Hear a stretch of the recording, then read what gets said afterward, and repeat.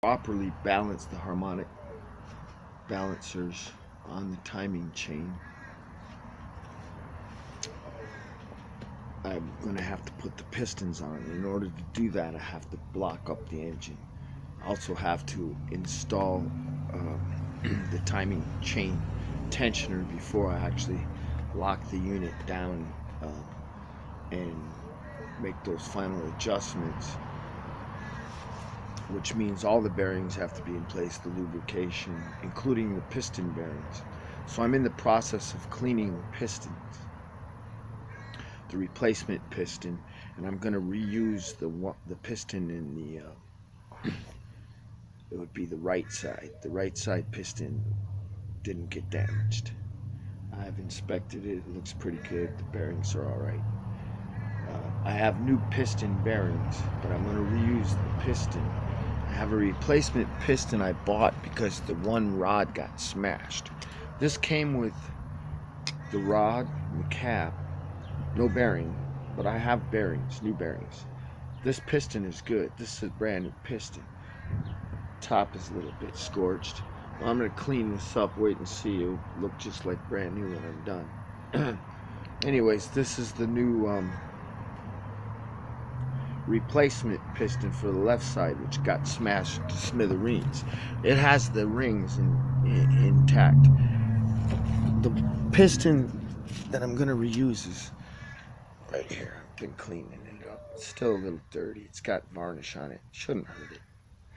The important thing is to make sure the rings and the ring grooves are clean. So I squirted WD-40 on it and I've been sanding it. I'm going to use some solvent to clean it up the rest of the way before I put it in. Anyways, that's where I'm at with this engine at this point. So that should go, those pistons should go on pretty soon. Now, in order to catch up,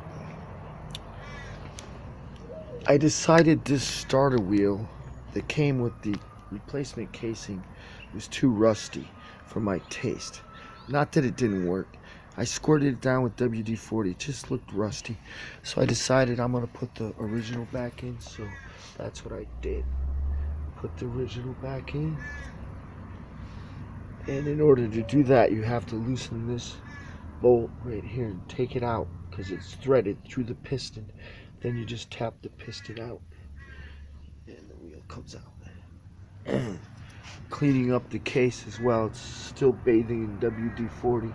I took this dowels from the old casing and replaced them in these two dowel holes.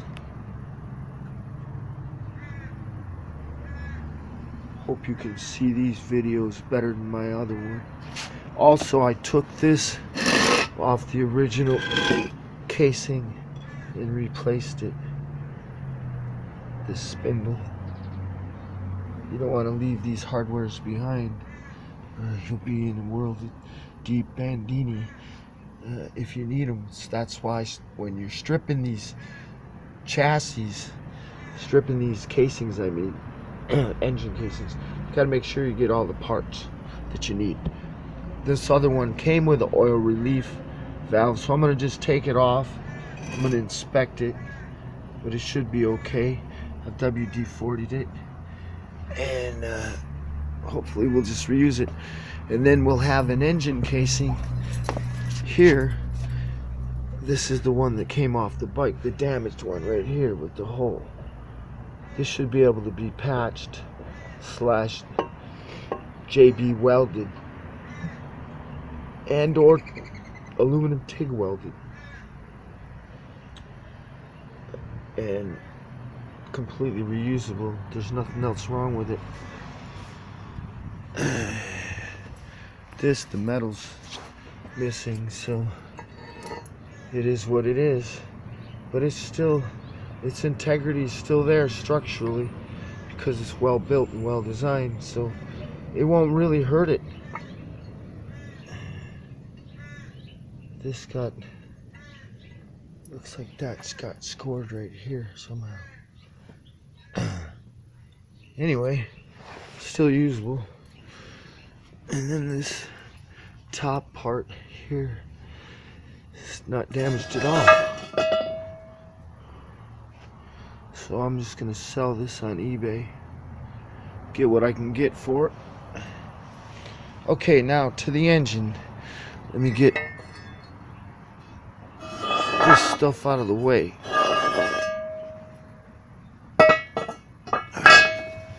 I blocked up the engine, as you can see, on a crate, polyethylene crate, and I used a couple of what are these? 1x2s, a couple of 1x2s and 2x4s, and as you can see, there's the engine. Now, what I want to show you is this feature right here, this cam.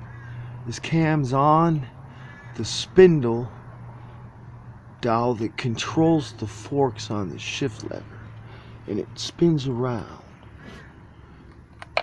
It's also sitting on this wheel that's keyed, and it's very important that you get that correct, because the key is dialed up to the you can see the little dowels in there. They'll fall out, and there's a spacer in the middle that this bolt goes through, so if you screw that up, your shifter won't be right. There's a detent on the wheel itself, and I don't know if you can see it, but it's right in here, down in there, and it has to go on the spindle. There's a little knob on the actual dowel, and that washer, that keyed spot, has to go on there, and these little dowels will fall out. So you got to be very careful with this cam. And the cam this is where the shift paw engages, and it will step through the various gears. Look, see them move as I'm turning the cam. See the gears moving in and out? That's what shifts the whole mechanism. First, second, third, fourth. There. If you look, here's first gear, here's second, here's third, fourth, fifth. That's how it works. This is the counter. This is called the counter shift balance. This is the main shift for the transmission. So again, first gear, second gear, third gear, fourth gear, fifth gear. So on this, it would be first gear, second gear, third gear, fourth gear, fifth gear. So if you notice,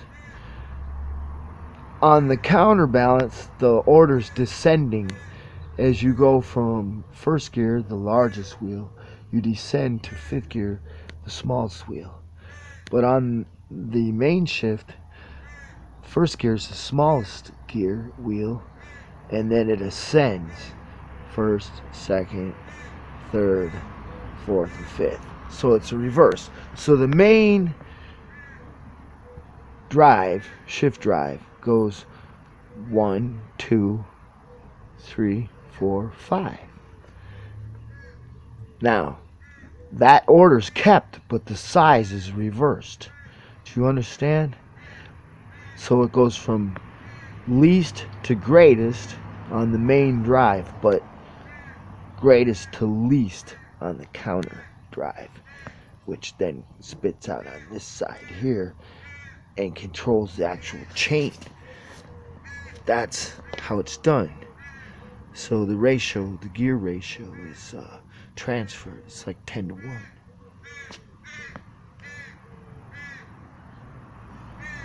Here's the flywheel. These are the counterweights for the crankshaft. Notice where they're positioned. That's top dead center. There's a Woodruff key slot right here. My thumb touching it. It's built in.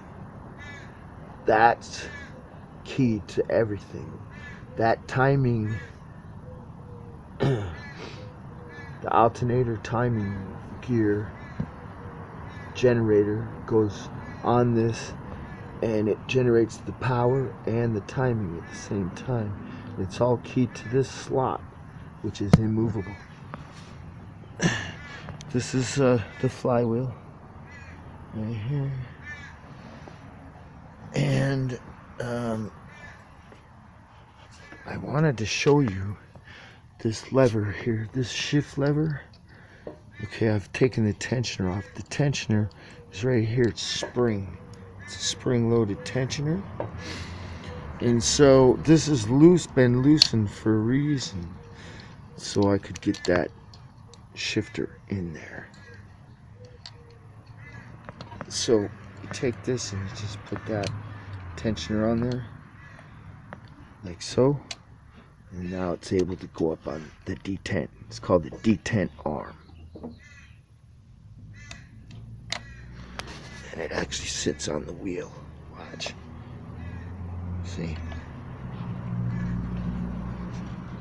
Sits on the wheel.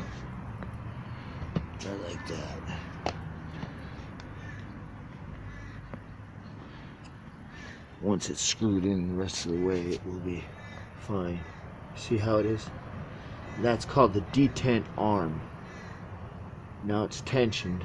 The little tensioner goes off here. They don't show this very well in the book, in the manual. That's why I'm making a movie of it. So all this is very important. You see the spindles, little pegs down in here?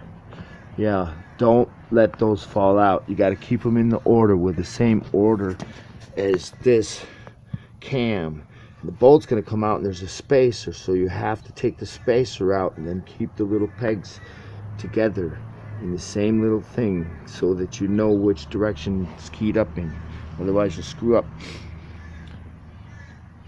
And so now it won't move because the detent arm is tensioning these mechanisms. The shifter's loaded, what you would call spring loaded. It's ready to go. Once this is bolted down the rest of the way, the paw arm sets in these little, on top of these little dowels, and its teeth grabs it. Each time you step on it, it grabs it and it turns it. One more turn this way or that way. So it's a sequential shifting. It can only go in one direction, down and then up, you know, down for first and then up for all the rest of the gears. So that's what I've done since you've been gone. I laid these gears in, the forks right here on the counterbalance, and then the forward shift fork and on the main balance, the main drive. And we're gonna now have to tune up this counterbalance once we install the pistons. Put the pistons in first. Crankshaft is already laid in. This is the front seal. And once we clean up the pistons, then we're going to adjust our harmonic balancer, because this is way off. This needs to be up and level with this in the top. So that's out. And this is being wiped clean. Sprayed it down with WD-40.